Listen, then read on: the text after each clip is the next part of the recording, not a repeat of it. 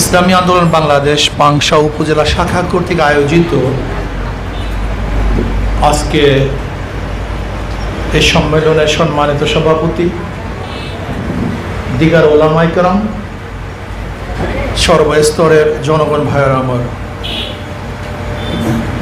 ইসলামী আন্দোলন বাংলাদেশ কি ও কেন এ সম্পর্কে অনেকে জানি, অনেকে জানি না। যারা জানি না তাদের উচিত জানা, আর যারা জানি তাদের উচিত জানানো। জনাব মুহাম্মদ রাসূলুল্লাহ সাল্লাল্লাহু আলাইহি ওয়াসাল্লাম বলেন, বাল্লিগু আন্নি ওয়ালাউ আয়া, আমার থেকে যাহা কিছু জানো অন্যকে জানিয়ে দাও। আসলে ভুল বুঝাবুঝির কারণে বন্ধু শত্রু হয়ে যায়, আর সঠিক বুঝের কারণেও দুশ্মন বন্ধু হয়ে যায়। আমি বিশ্বাস করি বাংলাদেশে 92% মুসলমান, এই 92% মুসলমানদের দেশেও মুসলমান ইসলাম পছন্দ করে না কেন? আজকে এই দেশে ইসলাম দুর্বল কেন? এদেশে ইসলাম হুকুমত নাই কেন? এদেশে দাড়ি টুপি নিয়ে মানুষ বুক উঁচা করে হাঁটতে পারে না কেন? এদেশের মাদ্রাসা বন্ধ করে স্লোগান আসে কেন?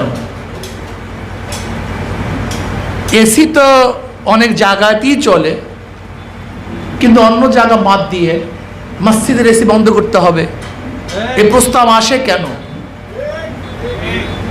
আজকে বোরখা পরে কলেজ ইউনিভার্সিটিতে মেয়েরা যেতে পারবে না, এই দুঃসাহস দেখায় কিভাবে?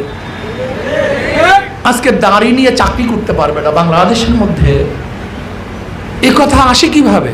এর কারণটা কোথায়? আজকে 92% মুসলমানদের দেশে সেকুলারিজম বাস্তবায়ন করার জন্য চেষ্টা করতেছে। মন্ত্রীরা বলতেছে যে অমুক দলে সাম্প্রদায়িক শক্তি আছে, ইসলাম নিয়ে কাজ করলে তাদেরকে সাম্প্রদায়িক শক্তি বলা হয়। এর কারণটা কি? আমি বিশ্বাস করি বুঝের অভাব, আমাদের বুঝ নেই। এখানে যারা মুসলমান আছি আমি বিশ্বাস করি এর মধ্যে 98 জনই হয়তো বা ইসলাম সম্পর্কে ধারণা নেই। জানি আমি একজন মুসলমান, আমার বাবা মুসলমান ছিল, আমার মাও ইসলাম ধর্ম গ্রহণ করেছে, কিন্তু মুসলমানের কাজটা কি? কি কাজ করলে ইমান থাকে, ইসলাম অনুযায়ী চলা যায়, আর কি কাজ করলে ইমান চলে যায়, ইসলাম থেকে বের হয়ে যায়, এই ধারণাই অনেকের মধ্যে নেই। বিশ্বাস করবেন কি করবেন না, অনেক মুসল্লি আল্লাহকে সিজদা দেয়, লেকিন ইমান নেই। অনেক দাড়িওয়ালা ভাই আমার দাড়ি রাখে, কিন্তু ইসলামের গণ্ডির মধ্যে নেই। অনেক মুসল্লি নামাজ পড়ে, স্লোগান দেয়, আই মিয়া ইসলামের মধ্যে রাজনীতি আছে। আপনি রাজনীতি আসছেন কেন? তার মানে ইসলাম ও রাজনীতিকে পাঠ করে ফেলছে। ও আমার নবীর পরিচয় জানে না। দেখেন আমার নবীকে, নবীর পরিচয়টা কি? আমার নবী আলাইহিস সালাতু ওয়াস সালাম অন্যান্য ধর্মগুরুদের মতো একজন ধর্মগুরু নন। গুরু নানক ধর্মীয় প্রধান, কিন্তু রাষ্ট্রের প্রধান না। এরপরে আসেন বৌদ্ধদেব, ধর্মীয় প্রধান, রাষ্ট্রের প্রধান না। লক্ষ্মী, কৃষ্ণ, রাধা ধর্মীয় প্রধান, কিন্তু রাষ্ট্রের প্রধান না। কিন্তু আমার নবী ধর্মেরও প্রধান, রাষ্ট্রেরও প্রধান। এই কথাটা আমার মাথার মধ্যে প্রথম নিতে হবে। আমার নবী কে? আমার নবী আলাইহিস সালাতু ওয়াস সালাম যেইভাবে মসজিদের ইমাম ছিলেন, ইমাম মানি হলো নেতা। আমার নবী যেরকম মসজিদের ইমাম ছিলেন, বদরের ময়দানে আমার নবী নেতৃত্ব প্রদান করেছেন, সেখানে ইমাম আমার নবী ছিলেন। আমার নবী যেভাবে মসজিদের ইমাম, ওহুদের ময়দানে আমার নবী ইমাম ছিলেন, আমার নবী মসজিদের ইমাম, আমার নবী খন্দেকের ময়দানের ইমাম ছিলেন। যেরকম আমার নবী ধর্মের প্রধান ছিলেন, রাষ্ট্রেরও প্রধান ছিলেন।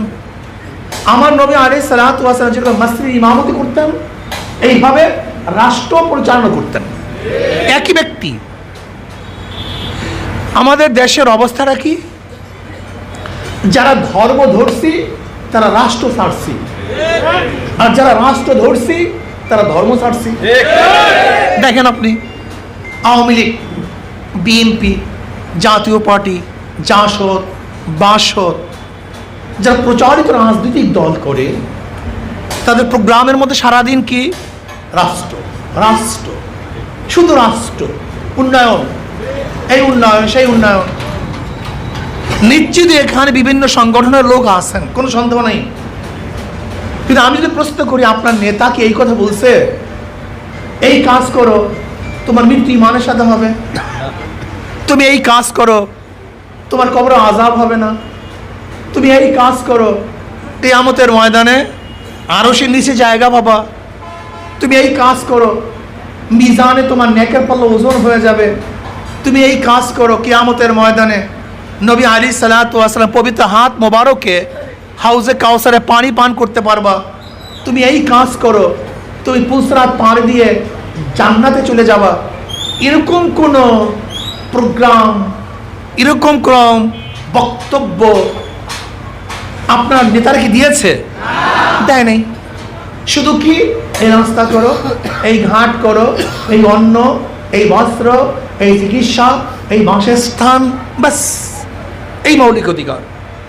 কিন্তু আমার মৃত্যুতে কি হবে, কবরে কি হবে, আমার কিয়ামতের অবস্থা কি, এই প্রোগ্রাম তাদের মধ্যে নাই। রাষ্ট্র ধরছে, ধর্ম ছাড়ছে। আর একদল মানুষ আছে যারা আমরা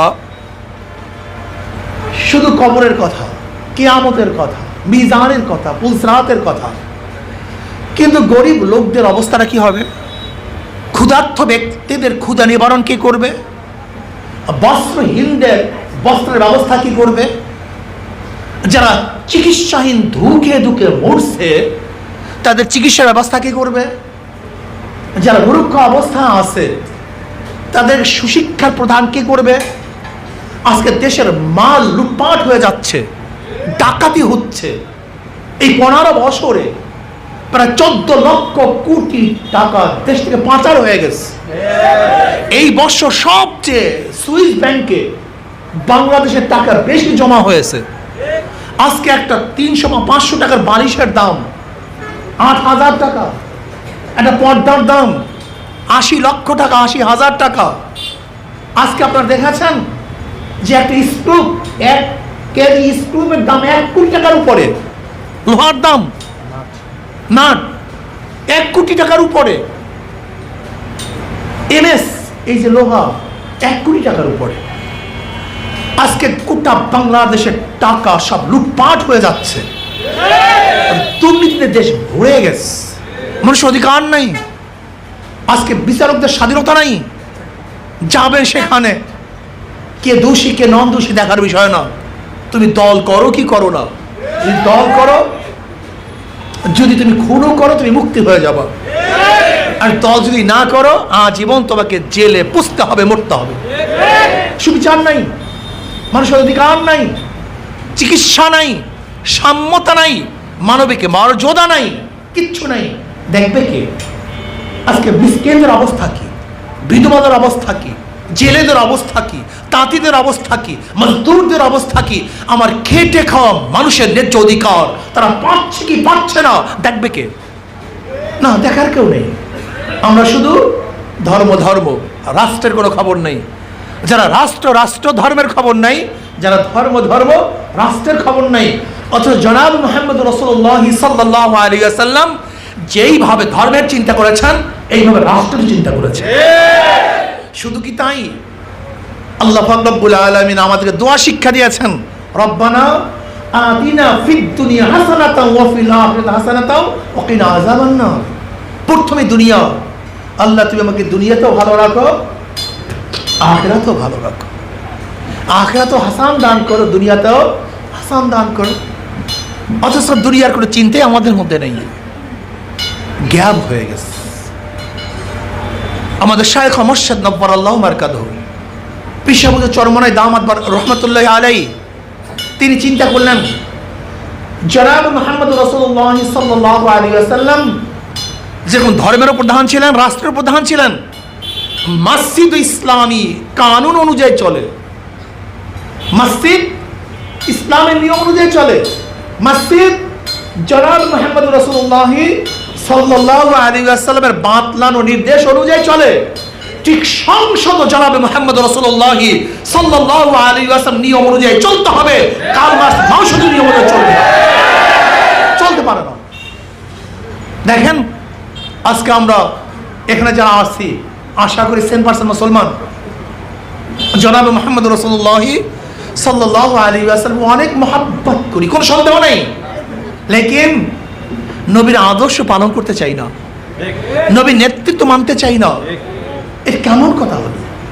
আপনার নেতাকে কার্ল মার্কস, আপনার নেতাকে মাওসুতুং, আপনার নেতা আব্রাহাম লিঙ্কন, তাই তো? যদি তাই না হয় তাহলে আপনি কমিউনিজম পালন করতেছেন। কমিউনিজম, এই কমিউনিজমের আবিষ্কারক কে? আমার নবী না। আপনি সেকুলারিজম পালন করতেছেন, সেকুলারিজমের ধর্ম নিরপেক্ষবাদের আবিষ্কারক কি আমার নবী?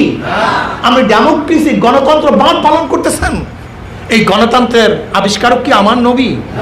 তাহলে আপনি যে নীতি ও আদর্শ বাস্তবায়ন করতে চান তাতে ইসলামের নয়, আমার নবী নয়, বড় বড় কাফের, বেঈমান এবং মুশরিক এবং ইহুদি খ্রিস্টানদের।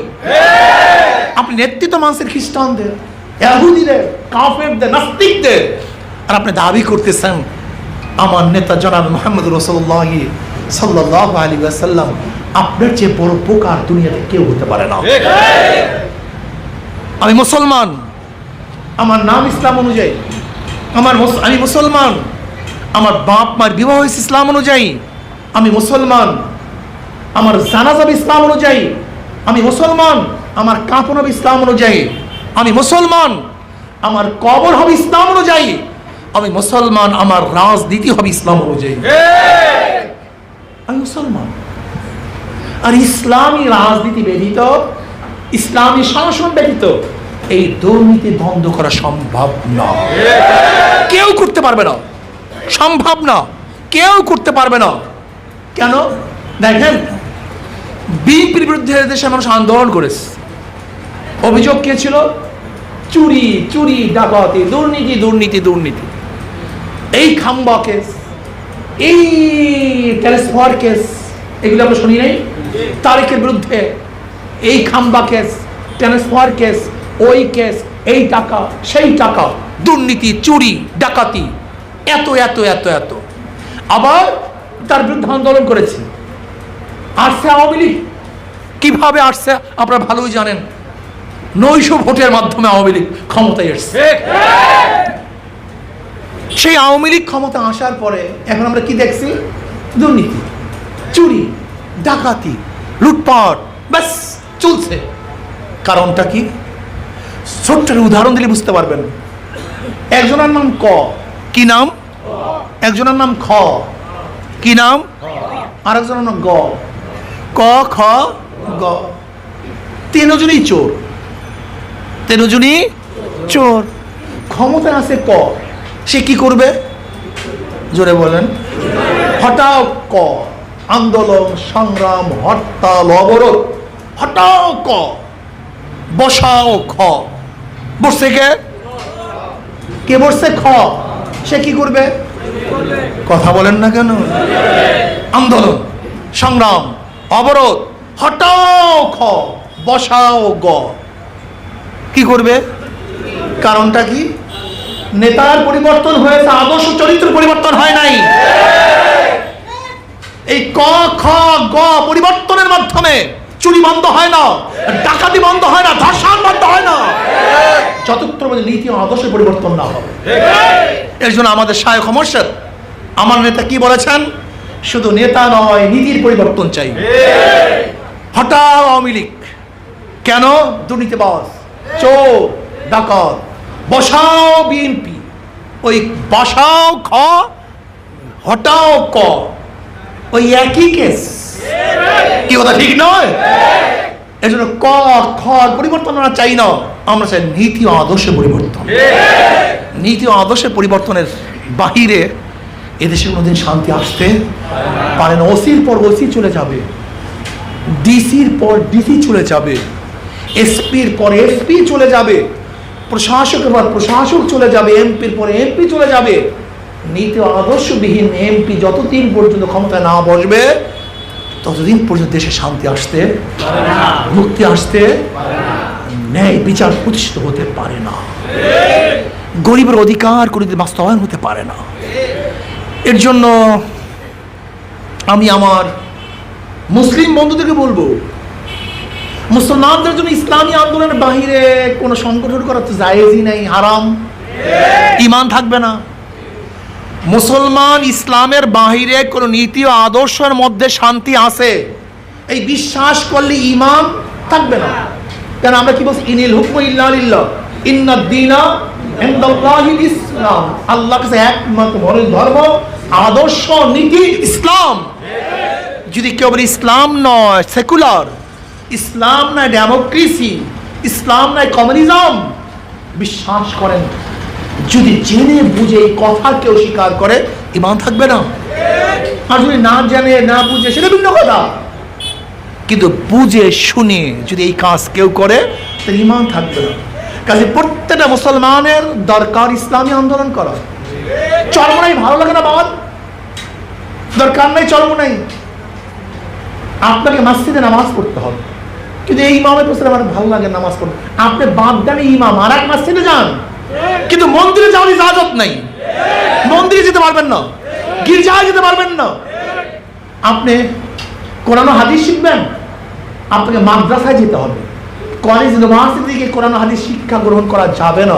কিন্তু এই মাদ্রাসা পছন্দ হয় না, যান এই মাদ্রাসা ছেড়ে যান আর এক মাদ্রাসায়, এই উস্তাদ পছন্দ হয় না, যান আর এক উস্তাদের কাছে।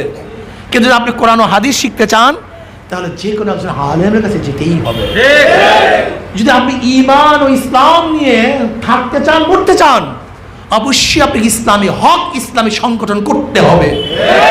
চরমনাই পছন্দ হয় না, দরকার নাই চরমনাই যাওয়ার, কিন্তু তার মানে চরমনাইকে বাদ দিয়ে আপনি মন্দিরে যাবেন, গির্জায় যাবেন, ক্যাম্প ঘরে যাবেন, ডেমোক্রেসি গ্রহণ করবেন, সেকুলার গ্রহণ করবেন, কমিউনিজম গ্রহণ করবেন, তা মানা যাবে না, মানব না, মানতে পারি না।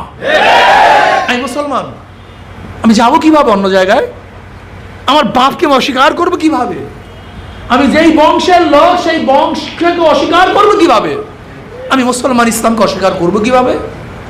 কাজী প্রত্যেকটা মুসলমানকে ইসলামী আন্দোলন করতে হবে, ইসলামের বাইরে যাওয়ার কোনো সুযোগ নাই। তা বলতে মানুষ খ্রিস্টানরা কেন বলবে, হিন্দুরা কেন ইসলামী আন্দোলন করবে? মুসলমানরা করবে দুনিয়াতে শান্তি, আখিরাতে মুক্তি, আর গাইরে মুসলিমরা করবে দুনিয়াতে শান্তির জন্য। ইসলামের বাহিরে কোনো আদর্শ কোনো মানুষকে শান্তি দিতে পারে না, একমাত্র ইসলামই আছে গোটা দুনিয়ার মানুষকে শান্তি দিতে পারে। কাজে আসুন, আমি আমার মুসলিম বন্ধুদেরকে বলবো, আজকে থেকে নিয়াত করেন, বহুত কিছু করেছেন। আমি অনেক সময় উদাহরণ দেই, অনেক সময় উদাহরণ দেই। ধরে নেন একজন আওয়ামী লীগ করেন, বিএনপি করেন, জাতীয় পার্টি করেন, এই পার্টি করতে গিয়ে মারা গেলেন, কিয়ামতের ময়দানে আল্লাহ পাক প্রশ্ন করেন, এই তুই মরলি কেন? অমনি যদি বলে, আল্লাহ আমি জিয়াউর রহমানের আদর্শ বাস্তবায়ন করার জন্য, খালেদা জিয়াকে ক্ষমতায় নেওয়ার জন্য, আমি শেখ সাহেবের আদর্শ বাস্তবায়ন করার জন্য, এবং শেখ হাসিনাকে দ্বিতীয়বার ক্ষমতায় আনার জন্য, এরশাদ সাহেবের আদর্শ বাস্তবায়ন করার জন্য, এবং জাতীয় পার্টির ক্ষমতাকে প্রতিষ্ঠা করার জন্য আল্লাহ গলা কাটাইয়ে দিয়েছে। অমনি আল্লাহ পাক বলবে, তোর সে ভালো কাজ আর কেউ করে নাই, তুই সরাসরি জান্নাতে চলে যা। কি ঠিক আছে না ভাই? আলহামদুলিল্লাহ। কেন? আজীব। ইস্তাবতে নাফসাক, ইস্তাবতে কলবাক। মানুষ বিবেককে ধোঁকা দিতে পারে না।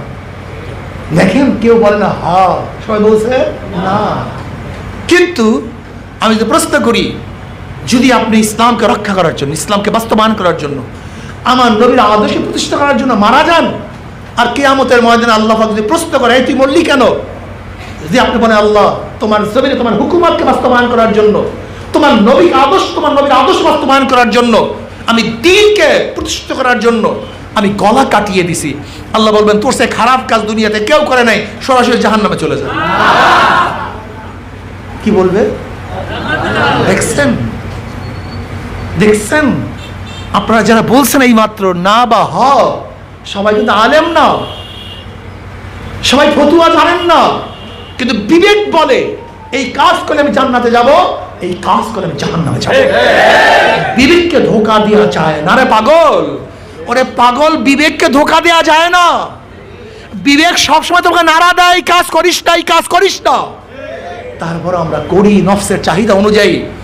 আর এই নফসকে যে কন্ট্রোল করতে পারে সেই মানুষ, আর নফসকে যে কন্ট্রোল করতে পারে সেই জানোয়ার। কাজে আল্লাহ পাক আমাকে এবং আমাদের সবাইকে বিবেককে কন্ট্রোল করে ইসলাম হুকুমাত কায়েম করার জন্য আজকের থেকে আমার জান মাল কুরবানি দিয়ে কাজ করার তৌফিক আল্লাহ পাক আমাকেও দান করেন, আমাদের সবাইকে দান করেন। রাজি আছেন ইনশাআল্লাহ? কি সবাই রাজি আছেন ইনশাআল্লাহ? কে কে রাজি? নারায়ে তাকবীর, নারায়ে তাকবীর, নারায়ে তাকবীর। আমার নেতা তোমার নেতা, আমার নেতা তোমার নেতা, আমরা সবাই নবীর সেনা। আলহামদুলিল্লাহ, আল্লাহ পাক আমাকে এবং আমাদের সবাইকে কবুল